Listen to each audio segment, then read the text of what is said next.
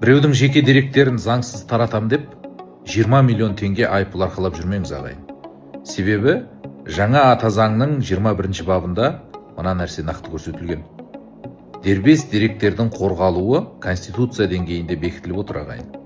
Яғни біреудің жеке өміріне, жеке деректеріне, мағлұматтарына қол сұғуға болмайтыны, және оның жеке деректерін пайдалануға, яғни біреумен сөйлескен жазбаларын, әңгімелерін сақтауға, өңдеуге, одан кейін оны бір жерде пайдаланып таратуға Конституцияның 21 бабында нақты тыйым салынған.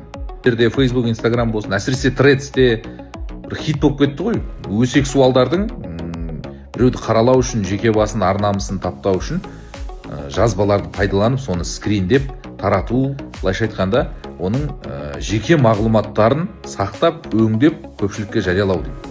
Толықтай ақпаратты Telegram арнамыздан аласыз.